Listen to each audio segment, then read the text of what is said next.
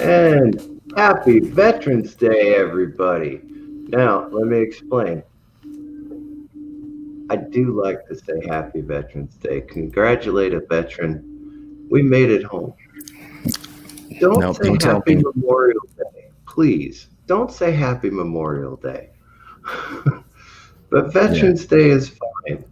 no, it's That not. is what, well, it's a personal opinion, so we'll go with that. Yeah, no, it makes me uncomfortable. If you want to tell other people, that's fine. I'm good.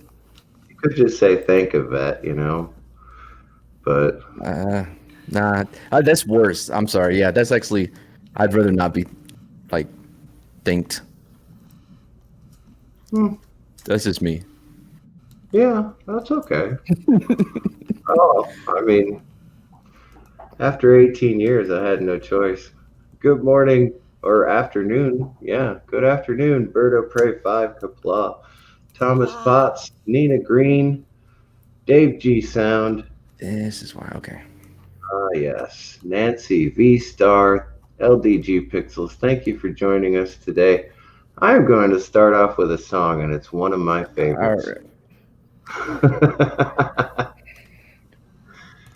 Let's see if I can figure out how to share my screen real quick. Audio, da da da, share. Oops, I shared the entire stupid thing. Let me cancel that. Hey, look, Do you're it a the right doofus. You're a way. doofus. Ha! I am a doofus. I never made out that I wasn't. Mm-hmm. Oh, say, can you see by the dawn's early light what so proudly we hailed at the twilight's last gleaming, whose broad stripes and bright stars through the perilous fight o'er the ramparts we watched were so gallantly streaming, and the rockets let blow, the bombs bursting in air gave proof through the night that our flag was still there. Oh, say does that star-spangled banner yet wave o'er the land of the free and the home of the brave? There you go. One of my very favorite songs. Yeah, yeah, yeah. And you better have been standing like me. Well, naturally, if I could stand. Oh, I'm doing good not to pass out in the chair with my headache I've had. Oh, no, that's terrible. Well, since you started talking, Rosetta, you want to pitch the pinup girl stuff? Oh, yeah, so we decided this very, very recently, and I started finding artists to make this work. We are working on a book which will be retro pinups from bomber era to early 80s, color done, drawn out, and colorized and stuff, as a book to sell for military, which we will be trying to post to Lulu so that every sale will automatically donate to military charities. Do you get to decide which charities? Yeah, we're going to be going through this and deciding it together and programming and exactly what we approve of and trust. Okay. So, this is all controlled by on Lulu. You have complete control of where the profits go. All right. So that's why I'm using them instead of doing crowdsourcing or other stuff. Right on, The right on. downside of that is I have to be able to pay all the artists and everything and get the book put together to post. And on Lulu, there's no way to raise funds. Right. I was going to say, So, do you have a PayPal.me account? You can throw that link in yeah. the chat real quick. Um. One sec here. It's been 3 days and I've been. Could you not do both of them, both things simultaneously? Have like the crowdfunding thing along with the Lulu? Well, there's issues with when you do the crowdfunding, there's people are going to want to be the first The first people to what? get things. They're going to want everything done a certain way, and it's really not conductive to work together with each other easily.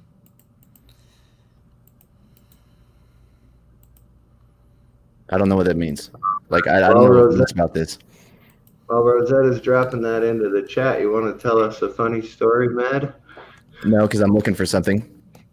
Okay. So what I was saying is that that's going to be the donations are going to go there to work to pay the artists for this and stuff. And I've already decided anybody who donates 100 plus will get some of the original pinup artwork when we're done with it. Why? It's weird. Like they didn't want to do it for free since it's going to charity. Some of them can, some can't. You got to realize a lot of these artists don't have much money, and art supplies are expensive. So that even the ones that are doing discounts, I still have to be able to pay some of it. Mm-hmm. No, because And there's a welcome, bunch of them that are doing Parrot it for cost. But Thank you for joining us, Parrot Head. Let's unfortunately, see. that's as best as they can do with what they are currently going through. I will Okay, I was tell just a asking. story. Mm-hmm. Uh, No, I mean, I sorry. will say this whole list of all these people working on this project with me, pretty much all of them offered to help with it. They're doing discounts for me, or they're trying to help me put stuff together or stuff. So they're all trying really hard to make this happen really sweetly, as cheap as possible. It's just there's still a ton of costs, and I have to get a couple more cases of my pencils in order to be able to do the color work, and those are not cheap cases by a long shot. Holy crap. Mm.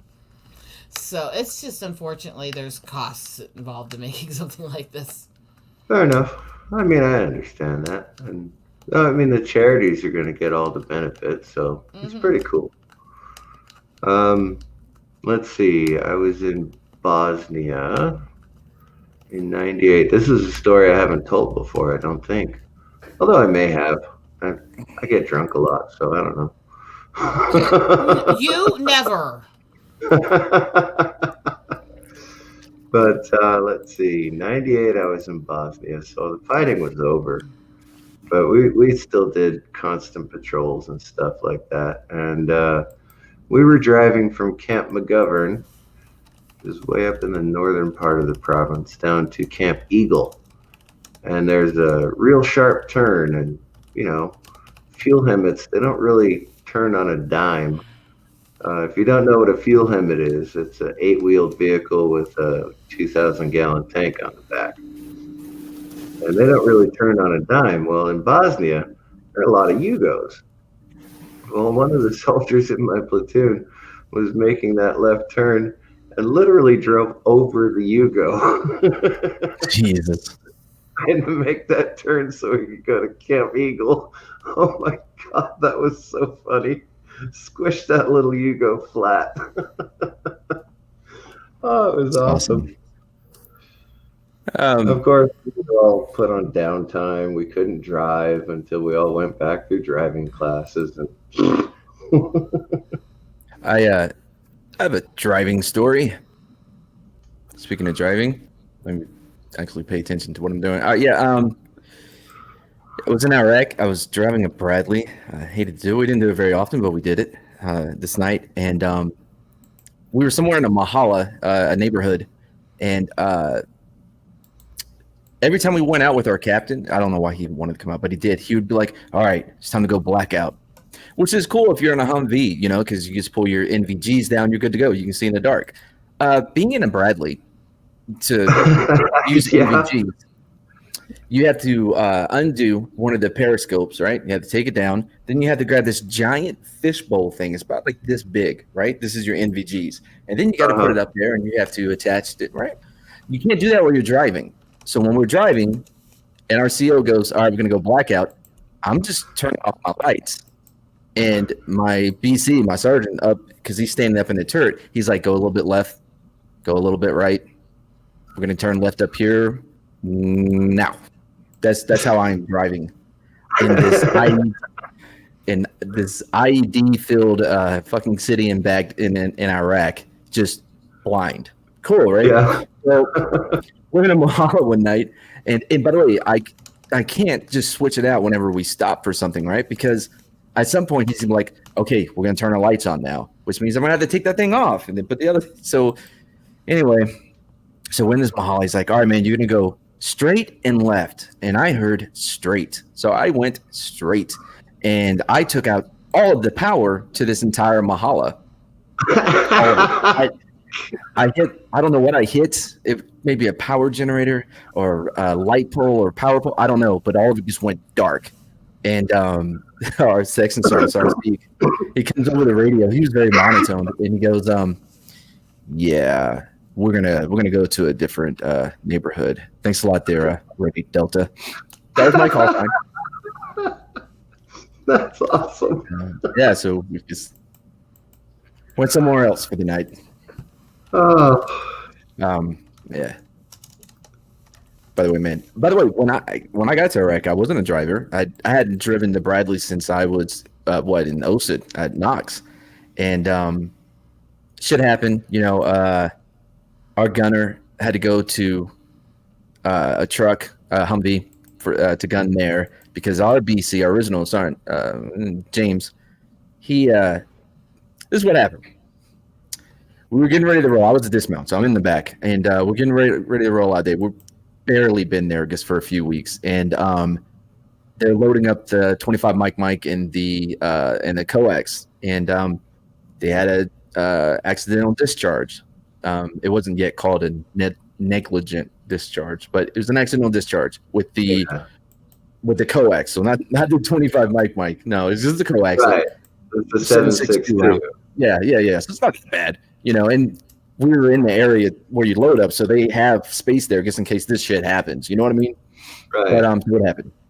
Anyway, so we get back, and the armor comes up to myself and to Chris, to the gunner, and he's like, "Hey, man, like I need that coax out. I need that 240 Charlie because, James is saying that something malfunctioned with a weapon, so I got to check it out to make sure that it was malfunction, right?"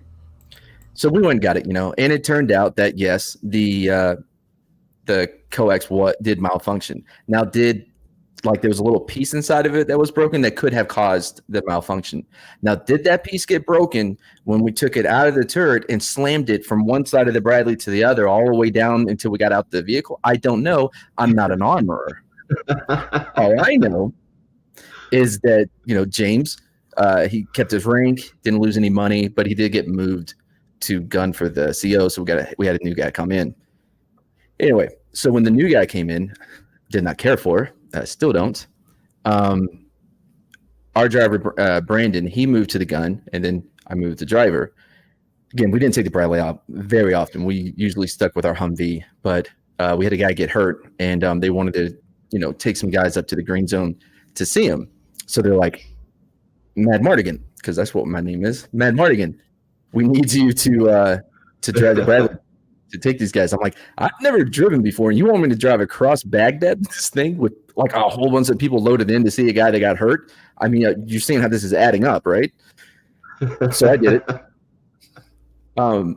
Mind you, what's great is, all right, if you've never driven a track vehicle, which I'm going to guess the majority of people listening have not driven a track vehicle, when you turn, it's not like when you're driving a car, right?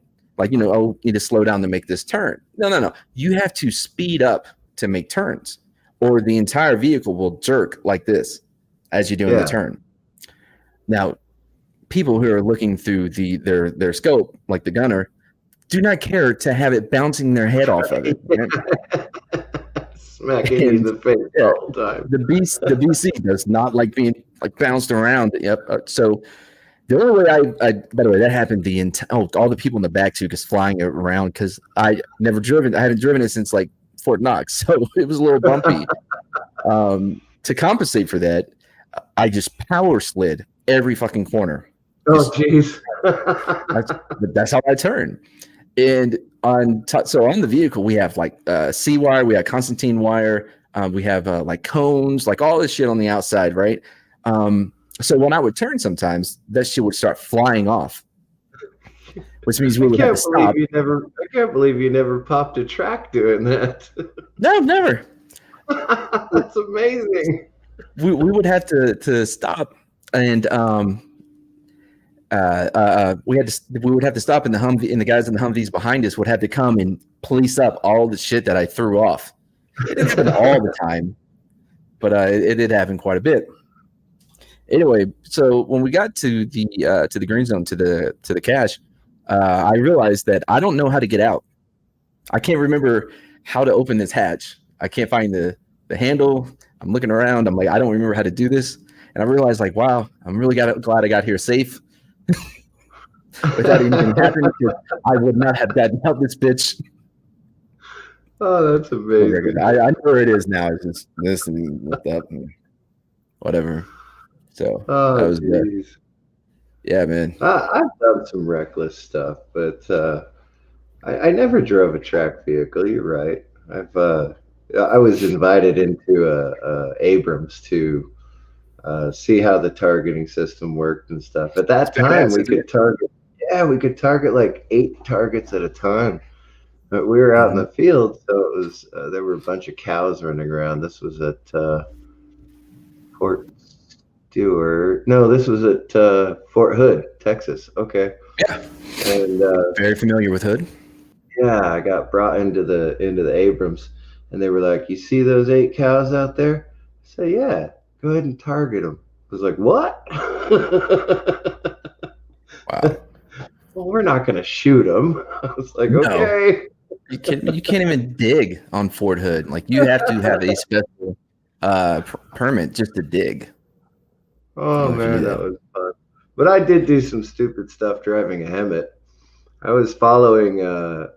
This was at Fort Stewart. I was following the infantry squad because I was in 315 infantry, and I was following the squad through the woods, and they were walking through the woods. So I was driving real slow, and their platoon sergeant came up to me and asked, "Can you get the Hemet through there?"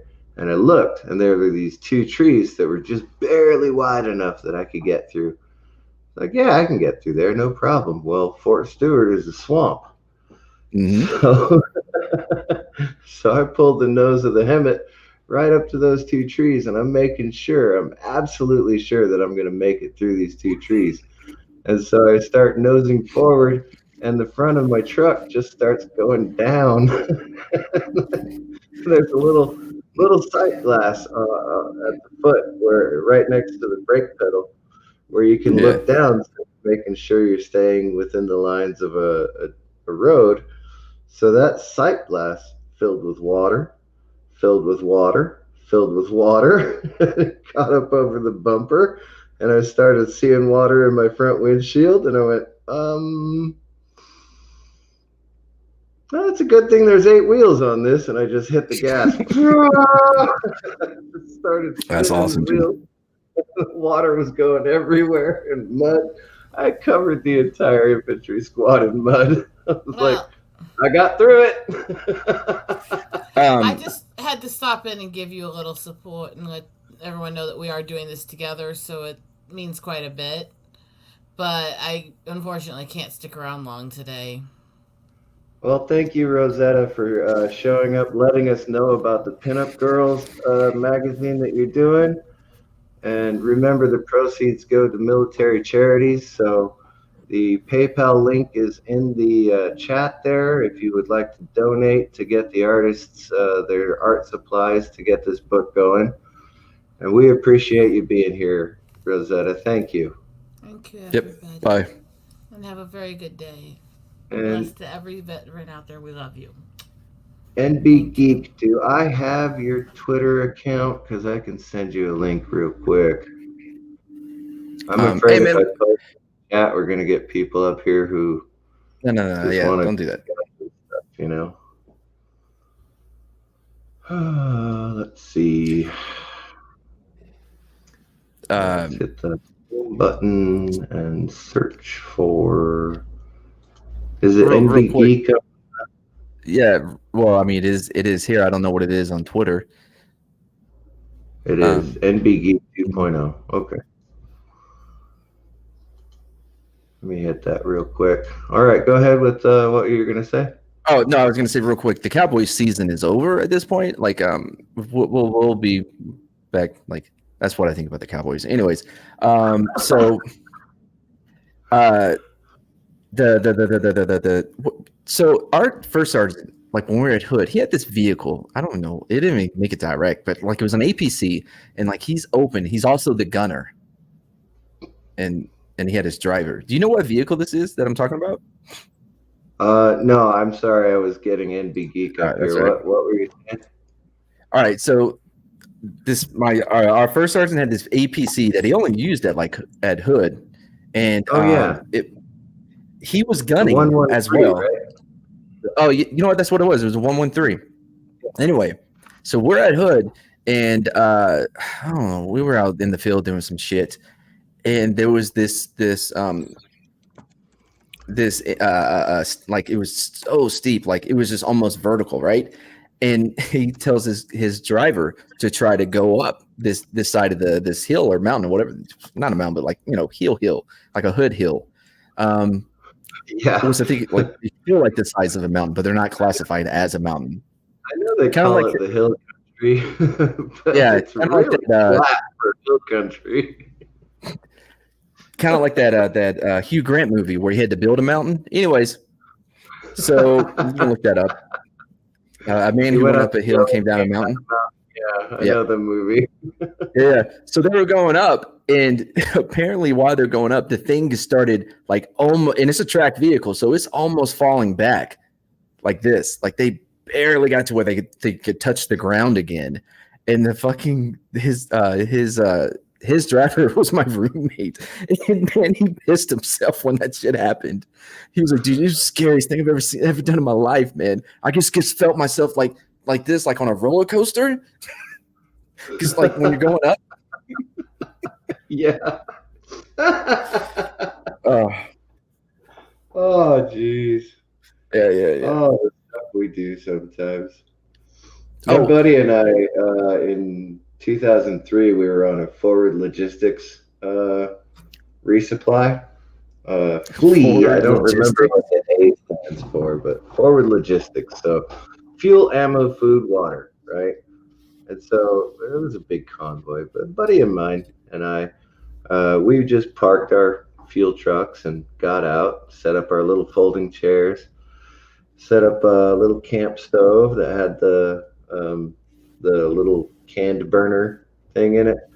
Mm-hmm. And so we put our tin cups on that, started making coffee, and sat back and watched the multiple launch rocket systems go off. we were invading Baghdad that night, so we just delivered the fuel and ammo and just sat back and watched.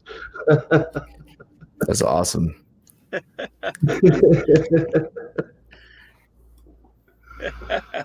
Hey, NB Geek, welcome to the show, brother. Hey, CCDB, Sergeant First Class. This is Technical Sergeant Reed. I'd like to come aboard and talk. Geek, you're way louder than everyone. You guys go ahead and talk, swap stories. I got to answer the door. All right. I'm loud. Yeah. It was a big difference. Oh, let me check. Any better? It's almost exactly the same. Any better now? Now you have an echo. What are you working on? Might be because I'm outside. Oh, but perfect. No, yeah. That's pretty good. Weird. As long as you don't scream. Nah, it's just weird. I've done them outside in my backyard before. Never had an issue. So, Mad, were you Army? Yeah, I was in the Army. Okay. I was a 19 Delta. I was a scout. Okay. I did 4 years in the Marine Corps. I was when I started out, it was called 2531, and then they did a restructuring and they changed the com from 25 to 06. So I went from 2531 to 0621, but same thing, field radio operator, battery operated grunt, or the guy with the fucking target who's going to get shot right before or after the lieutenant who's holding the radio who's holding that headset to the radio I'm holding with the big ass antenna going up the back. And you guys know what it means to salute an officer in the field, right? What's it called? And it's Respect. called I Want to Make His Ass a Target. Sniper never mind. check. I dared one time. I actually told this one lieutenant, I said, sir, I said, keep your shit up. I'm going to start saluting you out here. He goes, what do you mean? I'm like, oh, I just want to get prepared if we actually go to combat. He goes, you want me to get sniped? I'm like, I'm not saying I do, but I wouldn't worry about it. I was fucking with it. Anyway, this was actually one of the few times in the Marine Corps I actually had a lieutenant that I could fuck with. And he was so cool about it. Which is only one of the few times I ever had, because 99% of the lieutenants I knew in the Marine Corps, especially them fucking butterbars, had their heads shoved so far up their asses. Hey, you do know what the difference between you do know what the difference is between a second lieutenant and a PFC is, right? It's like $500, isn't it? He has more years in service. The PFC's been promoted. Yeah, that's okay. That's That's not what it was. Yeah. Oh wait, no, I'm sorry. We call them overpaid privates. Yeah. This wasn't too bad, man. Our platoon leader, Frank the Tank, he's pretty good. He was pretty laid back, a little dumb, in a way. One time we were in the field and he put his M4. I don't know where he put this. I heard he put it in somewhere in the turret. And so when they when they turned the turret or whatever, it bent the barrel of the M4. And wait a minute. Why did your LT have an M4? Why wouldn't he have an M4? Okay, and I'm going to explain this only because this is why I would say in the Marine Corps, in anybody above the rank of E5, so E6 and above, and officers carry standard issue 9mm. Yeah, he had I that too. Millimeter when I got promoted. But he also had the rifle. Yeah. Oh, he had both. Yeah. Hey, we did not do that with our guys. Our guys, you either had one or the other, unless you, of course, were like a saw gunner. Then you had the saw. I always wanted the M203 because I always wanted to, pop off a grenade, but I never got that lucky. No, like I gunned for M16 for 6 months, but I carried a 9mm.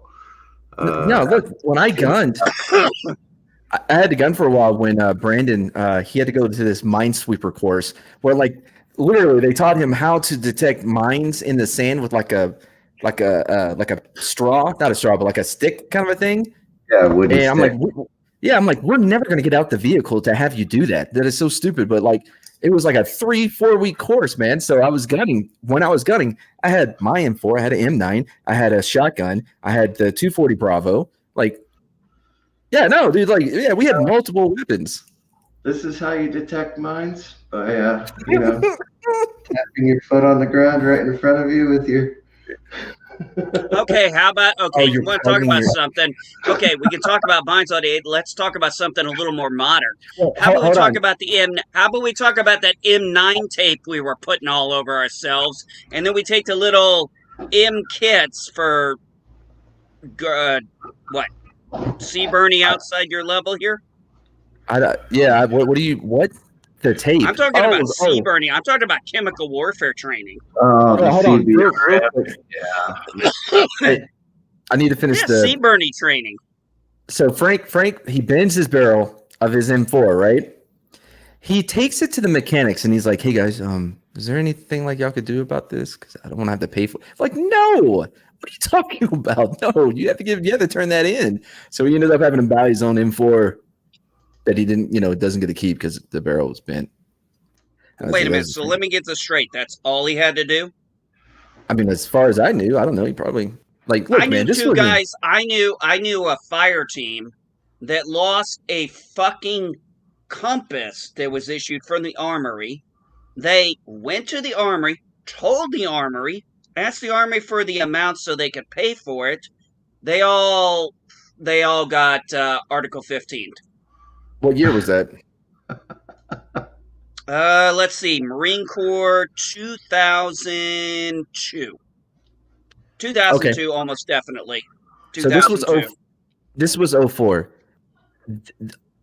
we were getting ready to go to Iraq. They didn't need everybody they possibly can to go back. This was when felonies were being waived, tattoos on the neck was being waived. If you were breathing and wanted to join, you could join. I think they were a little bit more relaxed on some things, especially on a lieutenant. Oh, they didn't kick them out or anything. They were both eligible to re-enlist. They just both got shit put in their paperwork. Man, And then a month later, we're handing out their good conduct medals for 3 years of outstanding service, which we all kind of got it. We all kind of that weekend went out and laughed our asses off at that joke. In Hey, 2006. positive candor. Now, I got to say something real quick. Positive. I got to say candy. something Right. about positive candor here. I love to say this. I say this almost every time he's around. This man has one of the most calming, soothing voices you are ever going to hear on YouTube. speak. And I mean that is a very, very good compliment. I'll drop and give me 20. No. Remember that saying? Remember So, that saying?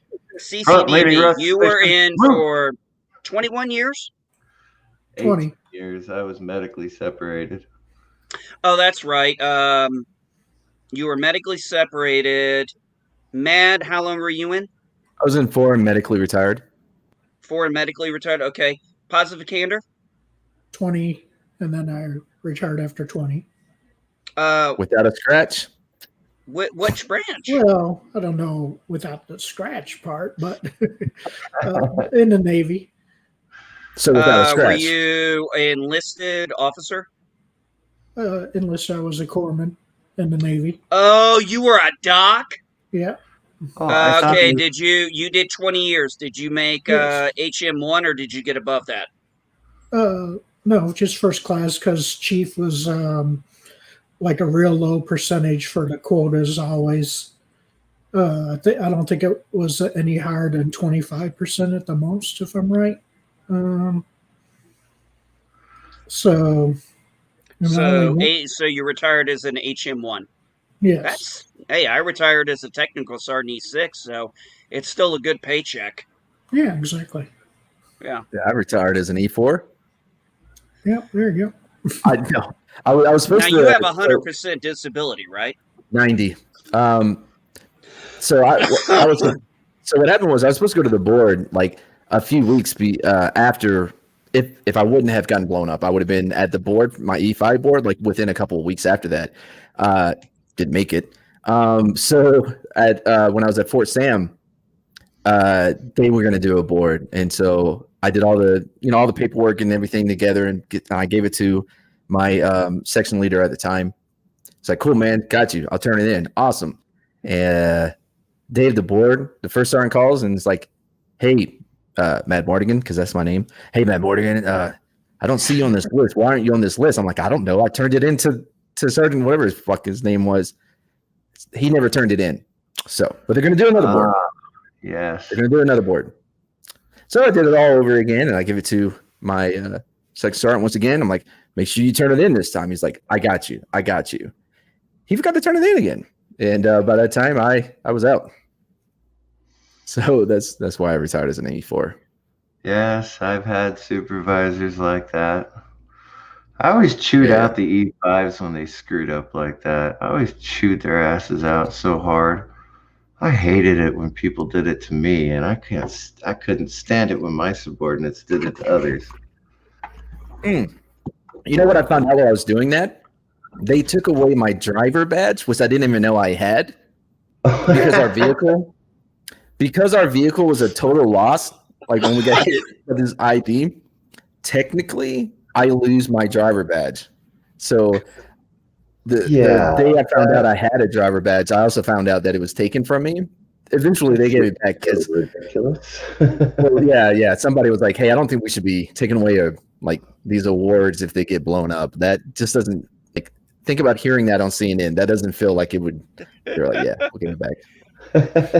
I don't know how many times I've heard people say, "Oh, if you don't do this right, we're gonna take away your certification, and you won't be able to do this." I'm like, do you think that's a threat to motivate me? Because it's not. It's like, wait a minute, if I don't do this, you're going to take me away from doing this fucking job that I didn't even want to do to begin with? You're not really giving me a reason to want to keep doing it. Oh, God, I hated that shit. That was always so funny. And they'd be like, are you serious? I'm like, do I look like I'm joking? And welcome Ambassadorial Wing and Wookiee Supremacy. Wookiee Supremacy, that's funny as hell. Hey, Ambassador. One of the, oh my God, one of the funny, man, I got so many crazy ass stories. I found out very, very surprisingly hard that transitioning from the Marine Corps to the Air Force was not going to be as easy as I thought. And actually, it was like never paperwork happened. wise? Huh? Like paperwork wise? Because I gotta imagine No. it's gonna be a lot Mentally. easier than Mentally. I never mentally conformed all the way to the Air Force. Well, you can't keep calling them Chair Force and then switch over to the Chair Force and then become a member of the Chair Force. Yeah, I see it now. It's not from lack of trying. Trust me, I tried. I was in, so I'll give you the perfect example. First time I went Marine on someone, I was in,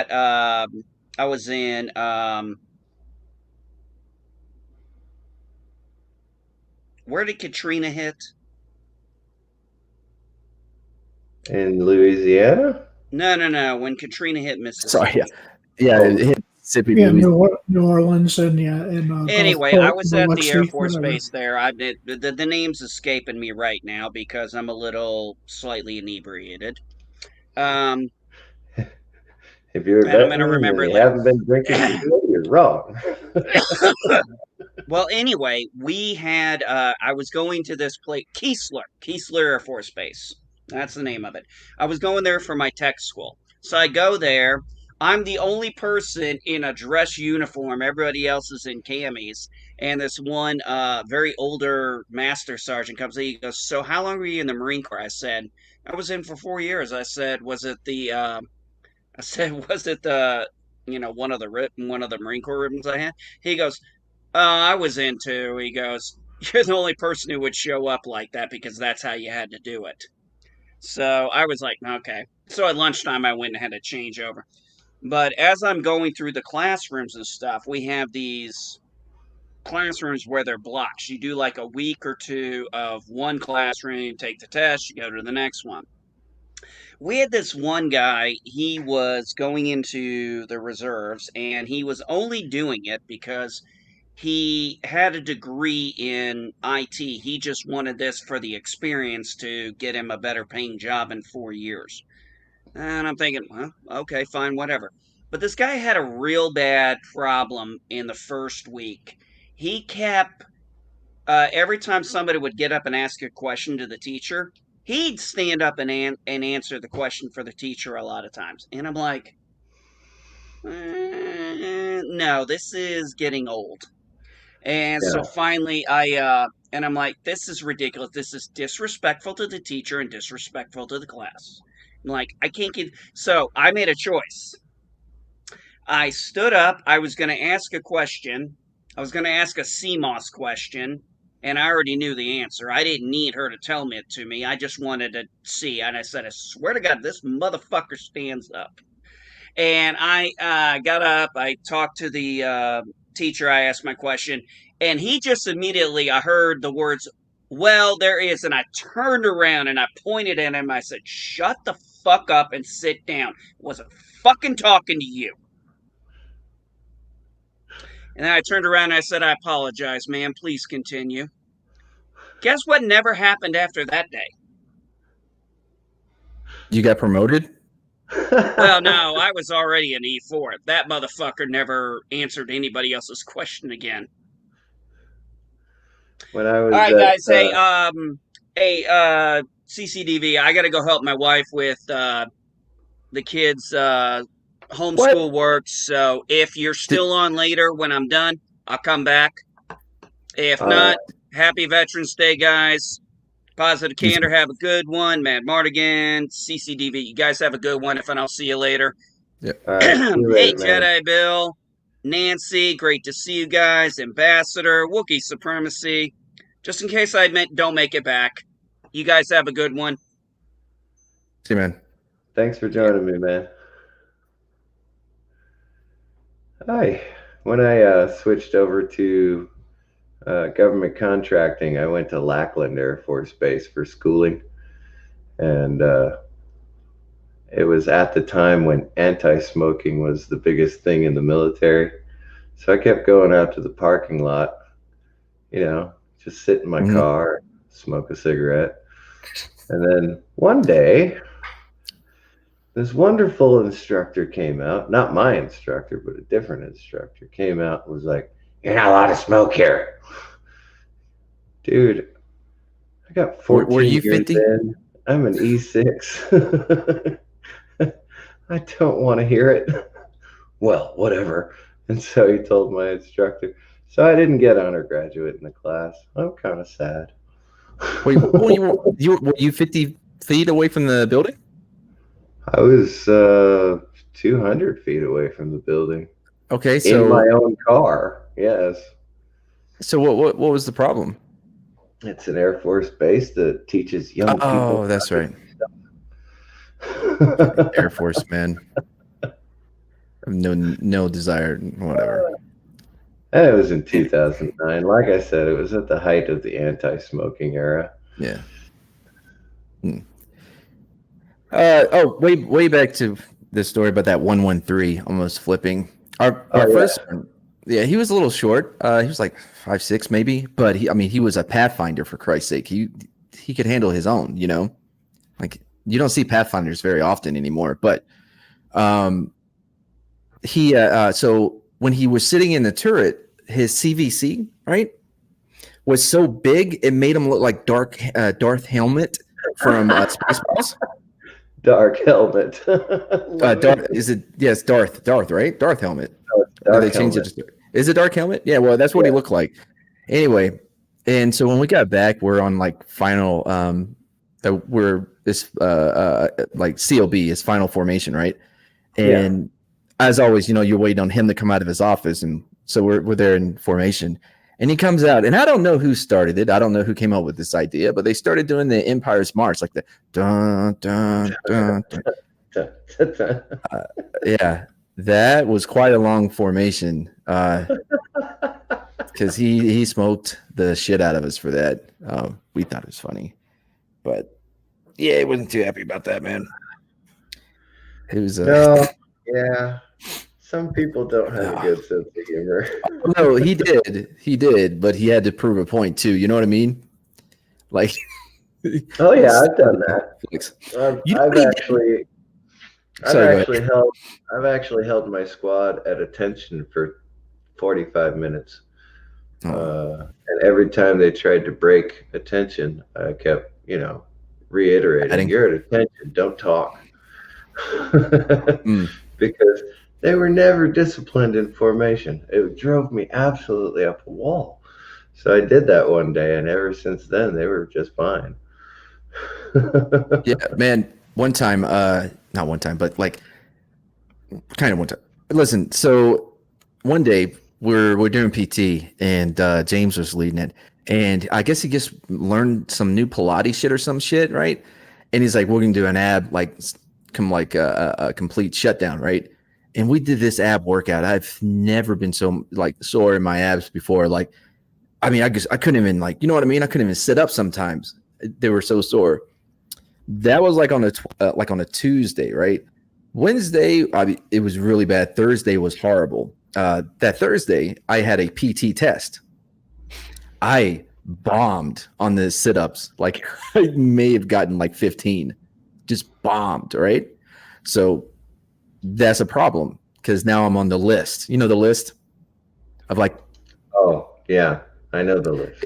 Yeah. So I have a redo or whatever, and I'm explaining to them, I'm like, "Look, I'm fine. I could have done it easily, but," and they're like, No. And my first sergeant talks to me, and he comes up with this brilliant idea. He's like, "You know what, Mad Mardigan, I got something for you. Every time you see me, you're going to drop and you're going to give me 30 sit-ups. Every time you see me." I'm like, right, first time. just so we're clear, like the app, every time you see me, I'm trying to explain. He's like, why are you not dropping and give me 30? I'm like, oh, okay, that's what we're doing. All right. And I got down and so every time I saw him, I would be off after, COB, and I'm up in my barracks and he happens to be walking out to his car and he's like, you see me? I'm like, God, yeah, I'm doing it. Right. All the time. I would try to hide behind corners and shit. He'd see me. Yeah.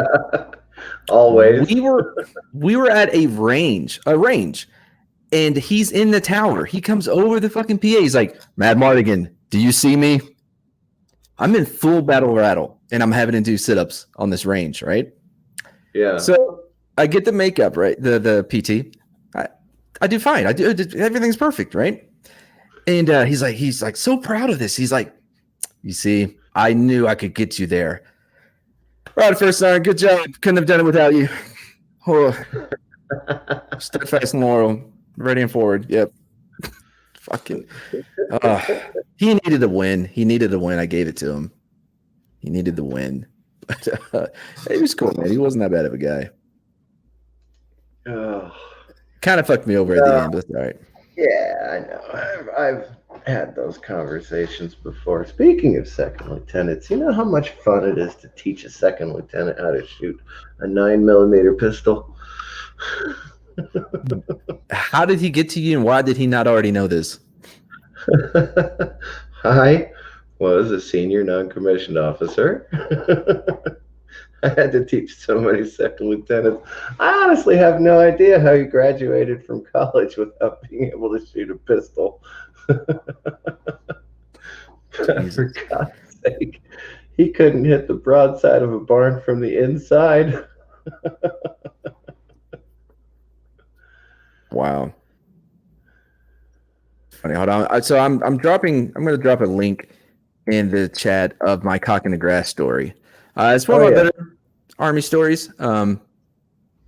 Enjoy. It's on my Teller of Tales series, which I haven't had a second episode yet, but I will eventually. But there you go. That should be it. I'm checking to see. That is it. Anyway, so enjoy that. Check and see if this link actually works. Yep, link works. Sorry, Beesnest Phil. Have you tried rebooting? Have you tried turning it off and turning it back on? Are you sure it's plugged in? Yeah, unplug it, plug it.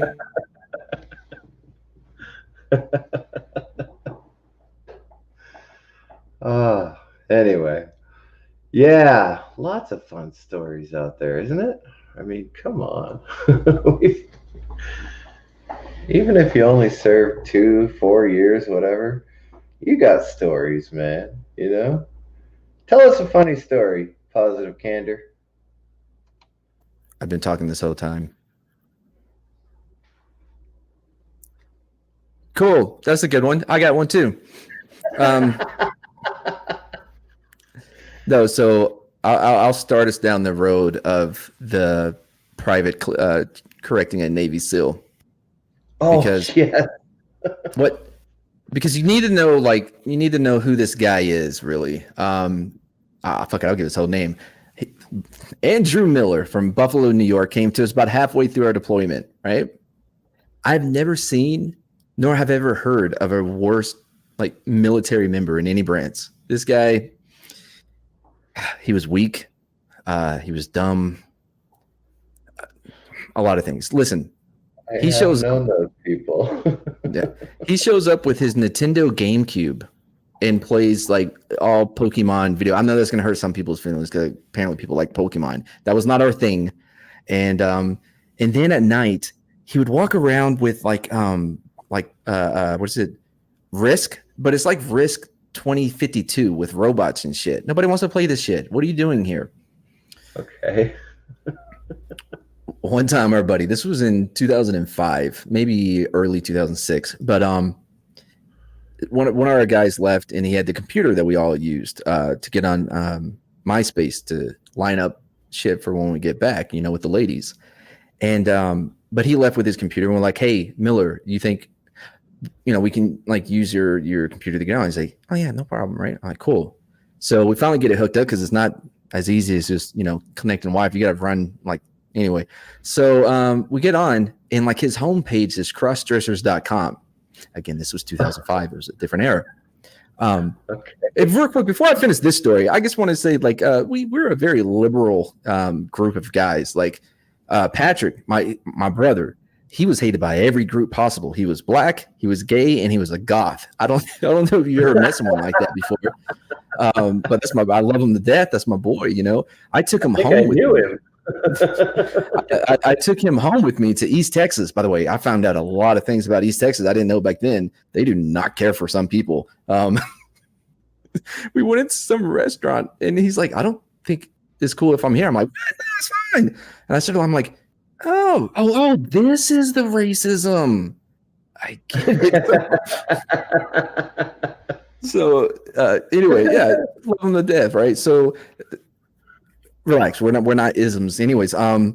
So yeah, it's crossdressers.com, and I'm like, oh man, what the fuck, dude? They're like, hey man, he's like in your squad or whatever, right? Like, all right, I'll go talk to him, man. I'm like, Miller, dude, like we don't care, you know what I mean?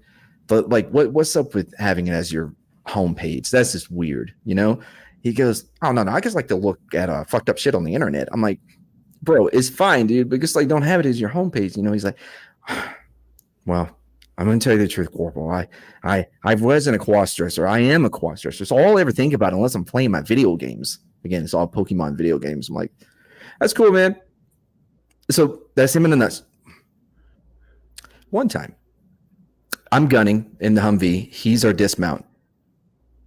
He had already had his M4, like he's already been switched from his M4 to a 249 to a SAW. For anybody who doesn't know, that's like you have a like a semi-auto with a 3-burst option, M4. And then after we were at the BIF one night, where you drop off like detainees and shit, we went to the chow hall where you have to clear your weapon to go in. He forgot how to clear his M4 that he has had with him almost every day for like a year at this point. He just forgot how to clear it. Somebody had to grab it from him and clear it for him so we could go eat. So they gave him a belt-fed drum magazine full auto machine gun. Oh yeah, that makes sense.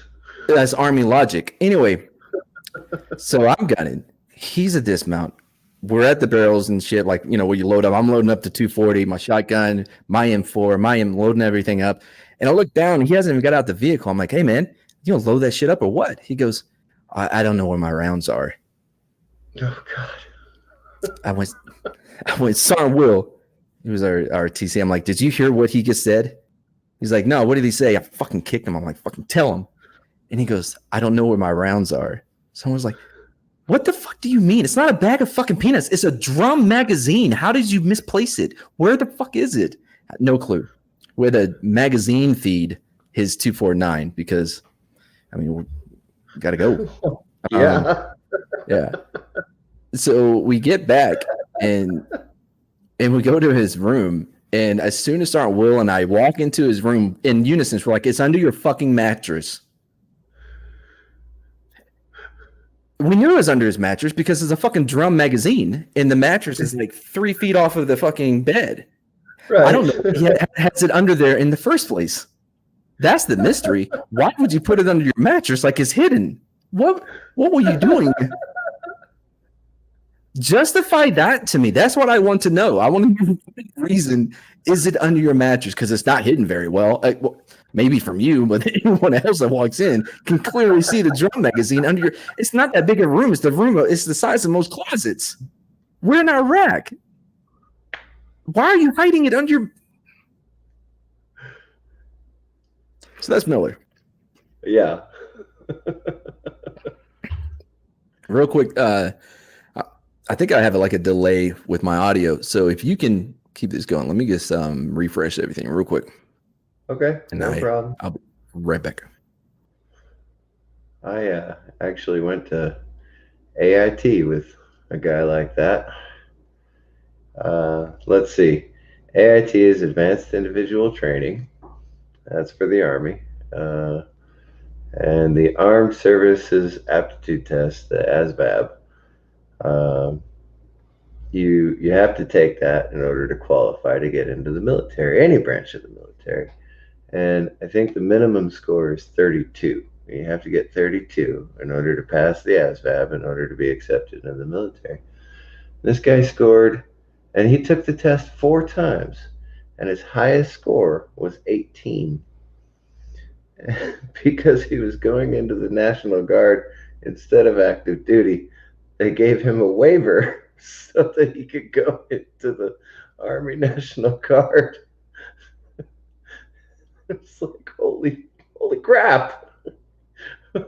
What is this all about?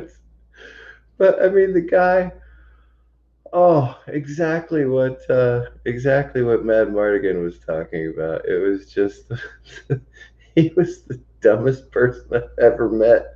And I've met a lot of dumb people, but this guy, holy cow.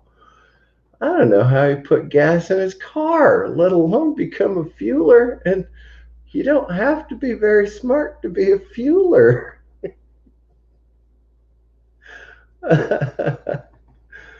Oh my goodness. Hey, Mountains of Elysium. Hello.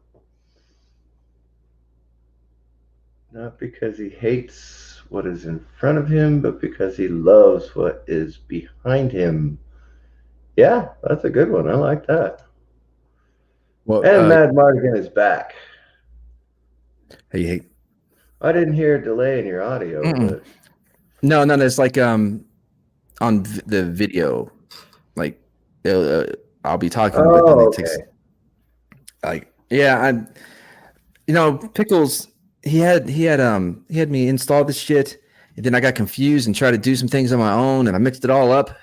Then I had to study the manual for like an hour one night and got more confused, and so I had to just take all that shit off. And anyway, well, that's infantry for you. I wasn't in the infantry, thank you. I was a scout. You had to be a little bit smarter. Yeah, that's that. That's right. Oh fuck! I haven't heard that in so damn long. Hey, I know the terminology. This is. I think Brandon, man, I loved him, man. I think he had Scouts Out tattooed on his left arm. If I'm not mistaken. Dude was fucking great, man. Yeah, I'm pretty sure he did. I used to fuck with him, dude, because he had his last name tattooed on his stomach. I was like, just in case you ever forgot it, man, you got to make sure it's nearby. Just lift the shirt up. If you need to spell, if you need, like, if you're doing forums, you're like, fuck, how do I spell my last name again? And you gotta like just peek under your shirt. Oh man, he was great, man. He was the best of us. But anyway, I guess I'll go on with this. Yeah, so that's really good. That's who Miller was. Like, he was so bad at everything, so bad at just like breathing. Like, I could tell he struggled with remembering how to. You know what I mean? He was just bad at he was bad at life. But one day, it was one of those days like where we had the day off, right? So you can't enjoy yourself whatsoever.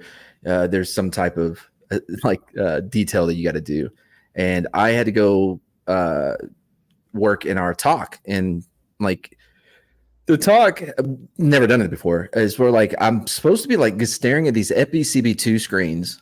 And I have there's 3 radios in front of me, but no one's ever really talking to us. This going straight to squadron. So I'm just sitting there. I don't know. Had to do something that day, I guess. So but you were a radio telephone operator for that? No, I didn't ever talk on anything.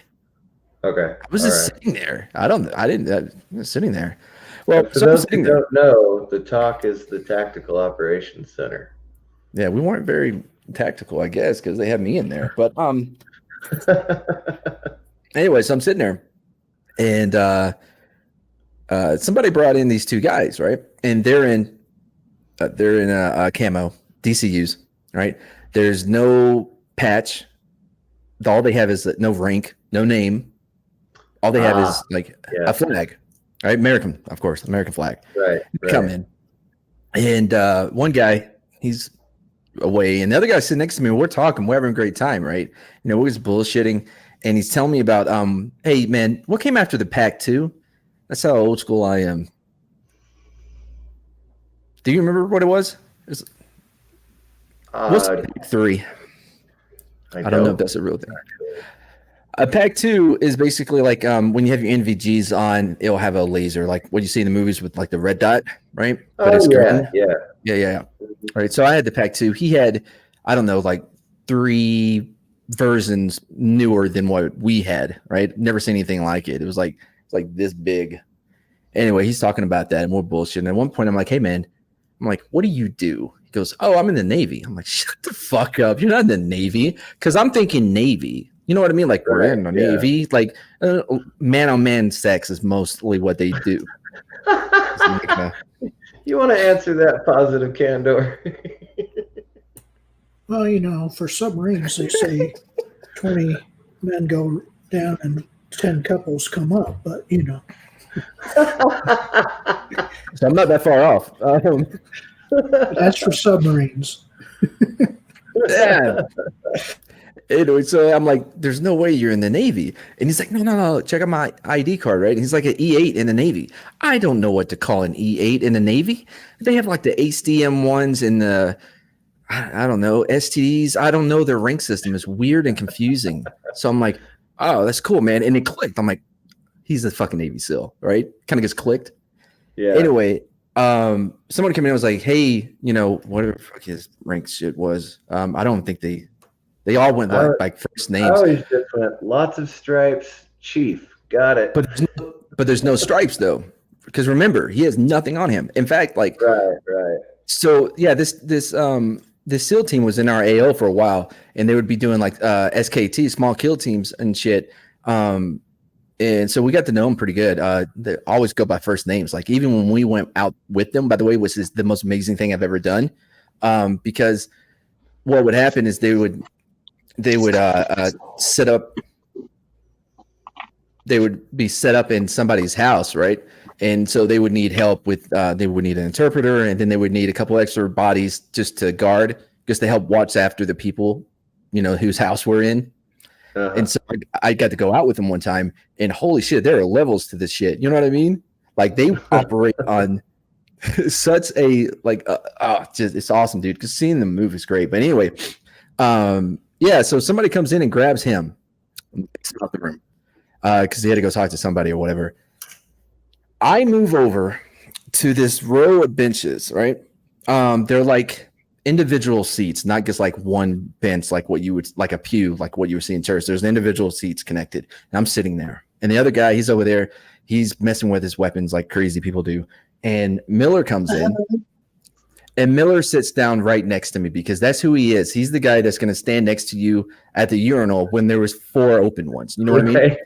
Yeah, I know that guy too. Yeah. I'm like, Miller, man, can you please just scoot down like 3? And so he did.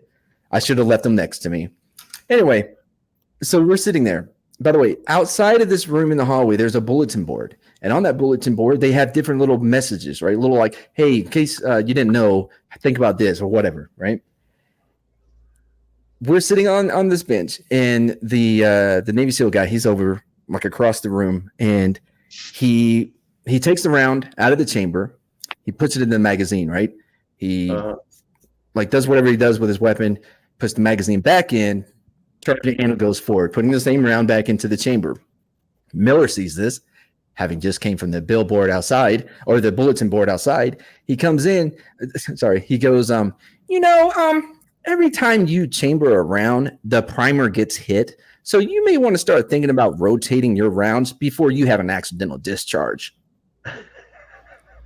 Damn. I'm saying, shut the fuck up, Miller. Shut the fuck up, Miller. But he didn't. He didn't hear me. I've never seen like murder in someone's eyes. This is not an exaggeration, okay? He had like those cartoon skulls in his eyes spinning on fire, like what you would see in a, you know what I mean? Like I've never seen anyone that mad. I'm like, Miller, get the fuck up and leave this building now. He's like, Miller, don't fucking talk. Just get the fuck out of here. So he leaves, right? So I stand up. I'm like, look, man, I don't know what to call him. I'm like, look, man, I'm so sorry. He's a fucking idiot. I swear to Christ. He just came to us like a month ago. He just read it out on the bulletin board. I can show you where he saw it. And he looks at me, hand to God. He looks at me He takes a knife out of his boot and stabs it into our table. This is fine. He's upset, so I'm not going to say anything about the table. But he stabs it into the table, and he looks at me and goes, if that motherfucker says one more word to me, I will slit his fucking throat. I've never believed anyone more. I'm like, got it. Good. And he can get away with it, too. He's got a get out of jail free card. Yeah. Well, so here's the important part. I need to think about who I'm going to tell. I eventually told everybody, but I needed to tell someone initially because that's who's going to yell at him. It was a golden opportunity for me because I get to pick. So I was like, no, like my CO, he's too boring. First sergeant would actually skull fuck him just to prove that he would not like, you know what I mean? Because he threatens everybody. Like this is the time. Like, okay, I'm gonna have to actually do it this time. He wouldn't do it. Well, first sergeants are bad motherfuckers anyway.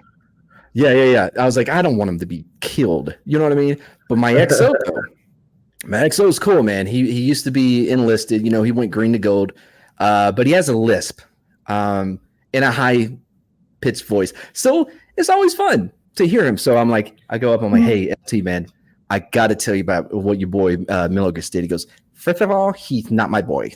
So I tell him the whole story, and he's pissed. He's pissed. And so now we go and we find Miller. And I can't remember everything that was said. I had to leave the room at one point because it was hard. And so he goes, Miller, what the fuck were you thinking? I don't care if he tells you to put the round in backwards. He's a Navy fucking hero.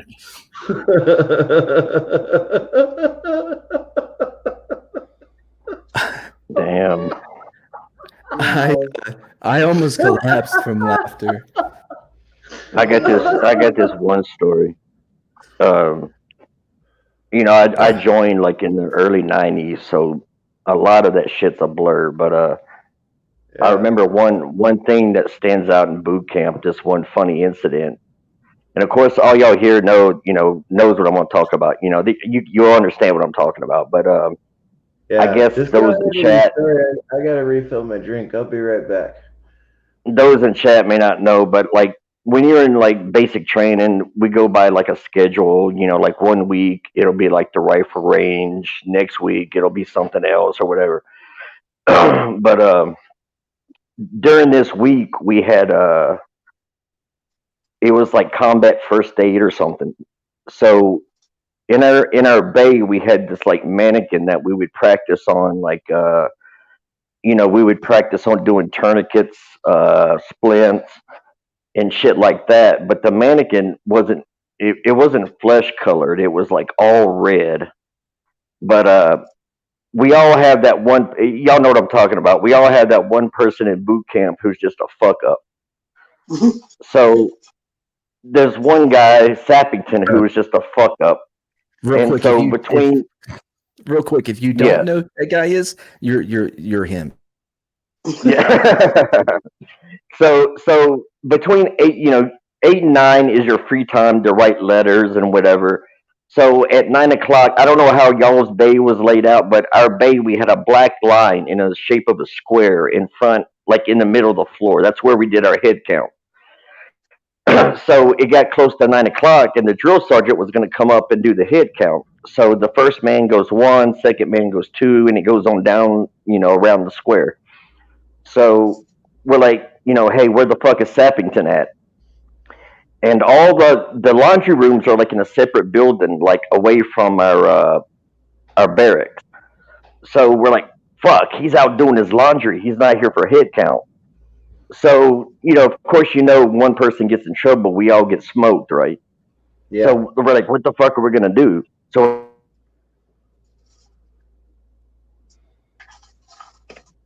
lost you there, Bee's Nest.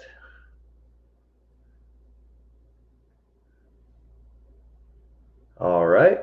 Well, cool. I'll tell you what they did. They tied him down to the bed and they beat him with bars of soap that was in socks. I don't know. It's the 90s. Who knows what happened? We didn't have bays where when I was at Knox. We had it was barracks, right? And each room had 1, 2, 3, 4, 5, 6, like six people to a room. Yeah, that's like 6 people. Yeah. Hello. 3 bunks. Oh, there you are, Bee's Nest. Okay. So we dressed. we dressed this mannequin up in this guy's PT sweats, and we had to put the hood over his head since it was red. So the guy before the mannequin had to count twice in a different voice, like 1, 2, like shit like that. So the drill sergeant stands at the end, and like closer it got to the mannequin, you can hear people starting to chuckle. We're like, holy shit. And Where'd you get the mannequin? they left it in our bay because that week we were doing first aid. So they left it in our bay. Okay, all right. Resuscitation Annie. Yeah, so they left it in our bay. So the drill sergeant stands at the end, and I don't know how y'all's bay was configured, but all the bunks were behind us. So after the guy counted twice and the drill sergeant didn't know any better, you can hear people about to bust out laughing. And then the drill sergeant goes, hit the bunks. And what you're supposed to do is like do an about face and jump in your bunks. So the two fuckheads that were holding on to the mannequin just let go of it. And this thing was like a fucking tree, like timber, boom, did like right on the face. And the drill sergeant, he's like, what's wrong with that, private? And man, everybody just lost their shit. And man, he was so fucking mad, the drill sergeant. He goes, I want you to fucking take that, go put it in the second lieutenant's office, and I want to show him what fuck ups y'all are when he gets here in the morning. So we had to go put it in the lieutenant's office with the clothes and everything on it. So the dude's clothes that we took it from, he's like, dude, I'm going to need my PT sweats for in the mortar, man. What am I going to do? So we waited till like real late at night. We did like a fucking recon mission and like went down and stole the clothes off of it. And Jeez. everybody was like, man, we don't care if we get in trouble. That shit was worth it. But we never did get in trouble because, I don't know. I guess it just, the lieutenant never, said shit. Well, I mean, Oh, what was your sergeant MOS? was laughing his ass off. What was that, man? What was your MOS? Oh, it's 31 Delta. It was communications. That's why. Well, you know what our motto is. Our motto is you can talk about us, but you can't talk without us. Oh, see, Fine. like when I was in Iraq, we had like little radios connected. Everyone. Well, this was back in the early '90s, so I mean, my job don't exist no more. So this isn't really my story. It came from a dude I knew that was in the army with us with me, and he used to be a drill sergeant, like a junior drill sergeant, whatever. And his senior or whatever, one of the floors of the barracks when they're at this place was off limits because the toilets didn't work or whatever. But people kept fucking using them, and they just kept getting pissed. And then finally, one day, his senior, he's like, fucking all of you fucking get upstairs now. And like, he has them all come into the latrine, right? And he goes in there and he fucking grabs the fucking turd with his bare hand and holds it up and goes, who shit in my toilet?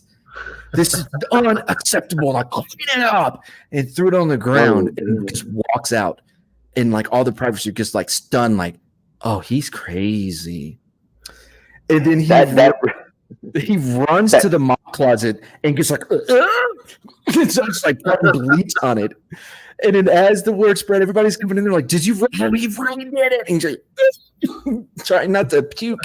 And he's like, I don't even know what happened. I didn't even think about it. I just did it. Help me. Forever unclean. That reminds me, man. We had PT duty one day, and this one jokester, like our platoon had PT duty. I mean, not PT, KP duty. And so this one jokester said, drill sergeant, I got to go back and get something. So he went back to the bay, and this other guy who was always fucking up, he was like a real big fat guy. He was like Private Pile. He comes back with his boots in his hands. He's like, who shit in my boots? And what? We all knew, dude. Somebody shit in his boot. Why? They're like a cat. Because he fucked up on all the shit. He's the one that like always used to get us all fucked up and smoked. So Sappington, the jokester, he went back and shit in his boot. And the drill sergeant was like, "Private, just go wash that shit out." You know. What was he gonna say? Well, there's nothing else we can do. I mean, there's only one way to remedy that. I would love to see your little council of little privates sitting around like, man, what can we do? How can we teach him, that he has to stop fucking up? I can shit in his boot. That's it. That's what I like to hear. Now you're thinking, this is the kind of leadership we need here. Fly on the wall in that conversation. Oh man. You remember that movie, in Full Metal Jacket, how they did the blanket party thing? That shit does not even work. We tried that on somebody. It didn't even work. You can get out of that shit easy. Oh, what? Like they stood up? No, not like how they put the blanket over you and hold it down. You can easily get out of that. Boy, you want to talk about being thankful you figured that movie is a piece of shit. Like, oh man, that movie was full of shit, dude. I almost got my ass beat. Oh man. Well, I mean, we didn't really like try it on somebody, but we just tested it out to see if it was like true. Like we tested it out. We wasn't really trying to fuck somebody up. Well, Hey, like I was Rusty telling, Phantoms, thanks for being here. Yeah, I like to tell weird, funny stories. well, I was telling Danny earlier that like when I was in OSIT at Knox, like we didn't have a bay. We had like in the barracks there was rooms and you had like 6 guys to a room and there was like 3 bunks or whatever adds up to 6. I think it's 3. Yep, 3. And we had this one dude. Oh man, and he would be on the top bunk. He was like across the room from me. 2, 4, 6. No, there was 8 of us. Sorry, I forgot about. There was another bunk. Anyway, and at night, this dude was so fucking weird. At night, he would just sit up in his bed and just like stare across to the dude that's across from him, and then just lay back down. He did it all the time. And the first time, like you see this, like you're like rolling over, you're kind of awake, and you look over, and he's just sitting up in the dark in his bunk. Is weird. So one night we taped him down. And as one would, he was asleep, just doing the tape, man, all the tape. What else is 100-mile-an-hour tape for? That's the best thing I've ever seen it used for. And so we go lay down, and then at some point he wakes up, but he can't fucking get up, and then he wakes up because of, and he is freaking the fuck out. We're trying to calm him down, like, why are you freaking out right now? I mean, it makes sense looking back why he was freaking out. But yeah, that was the weirdest fucking dude, man. So weird. I forgot why. Anyway, yeah, he was weird. But there was one time in AIT we had it was like like our rooms had 8 to a room, and this one day we had a company inspection, but they were just inspecting the room. They wasn't inspecting our wall lockers that day. So, of course you have to have the floor like fucking shine like a motherfucker. So we had the floor, we stripped and waxed it like 3 times. Right. But in my wall locker, fun. Yeah, my wall locker, I had a spit can, where I dipped, and for some reason when the captain come in, he wanted me to open my wall locker, and he sees my dip can, and we're all at attention at the end of our bunks, and he's like, "What is this, Private?" I'm like, "That's my dip can, sir." He's like, "Are you allowed to have this in your wall locker?" I'm like, "I'm not sure, sir." And he takes it. He gets this other guy, and he tells him to throw it on the floor. and he don't want to fuck up the floor, so he kind of gently just drops it on the floor. And he goes, "Now kick it." And the guy didn't want to mess up our floor, the other private, so he just barely kind of kicks it. He's like, "I said kick it, god damn it." And he fucking kicks it, and like tobacco spit and everything is just fucking going everywhere all over the wax floor. Man, they were pissed at me for fucking a week after that. I have a couple questions. One, were you allowed to dip in AIT? Yeah, we were able to smoke too. What the fuck? Listen, man, I went to OSHA at Fort Knox. It's 18 weeks. I got there in July. I did not leave Knox until December because they brought too many of us in, and so there wasn't enough room in one cycle. So we had to wait till the next fucking cycle. I was in goddamn reception for who the fuck knows how long. Like I was from July to December. I was at Knox. Damn. And yeah, I don't know. listen, I don't. there's no dipping, no smoking, nothing. Yeah. Oh no, we had smoking areas. We had smoking areas and everything. Basic and AIT were tobacco free when I went in as well, but then that was Yeah. 95. So This This is 93. okay. Well, this was 04, so big difference. Yeah, this is 93. So they probably had smoking allowed at that time. Yeah. Well, I mean, I don't know. But I didn't know- AIT, but But I didn't know that there were, that he was going to look at my wall locker, but for some reason, the worst thing you want, like in basic or AIT or whatever, you don't want to be a fucking target. You don't want them to know your name. Oh, that reminds me of another story. We had another company inspection, and my dumb ass, you remember that shit called Stay Bright, that cotton oh yeah, for that the you shine your brass. metal? Oh, Yeah, for the brass. My dumb ass, instead of taking the metal off and shining it, I shined it while it was still on my greens, my Class A's. fucking You shit. got the Stay Bright all over your greens, didn't you? Yeah, and it turned white around the fucking brass. Jeez. I got my ass chewed out for that. Hey, real quick, man. By the way, yeah, the whole Target thing. Think about us, like 18 weeks. There's no like, basics done. I've really messed up and had a Target, but I'm out of that. Go to AIT first start. No, it's the same motherfuckers with you for 18 weeks. You were a shitbag on Yeah. one. Guess what you are that last fucking day? A shitbag. Anyway, the boot thing made me think of something. One time, we were getting ready to deploy, and we had a disinspection for one of our bags, right? We'll say a bag. And so it's down in the motor pool, and you have to lay everything out so the first sergeant can come through and inspect everything. But we weren't there when he inspected it, right? We get set up everything, and then we left or whatever. And I'm on my way to lunch because it's lunchtime now, and I get a call from James, and he's like, I'm like, hey man, what's up? He goes, where the fuck are you? I'm like, oh, okay, this is Sergeant, his last name, not James that I'm talking to. You know what I mean? I'm like, I'm on my way to lunch. He's like, you need to get the fuck back here when you're done. I'm like, cool. So I go out there, and I mean, he's just pissed, right? You can just see him and I walk up, and he's holding a boot in each hand. And I'm walking up. By the way, I was drunk when I put that bag together the night before. Anyway, so he's and he holds up the boots. He goes, what's the problem with these fucking boots? I'm like, the laces they're both left fucking boots. That's what the fuck is Ray Charles could see the difference in these fucking boots. I fucking threw him down. And he was so pissed. And then that night we're all out at dinner, and because we're really close, man, the whole crew, and we're talking, and he's like, dude, he goes, I almost lost my shit when I said Ray Charles. I'm like, you imagine what I'm going through trying to be serious. My God.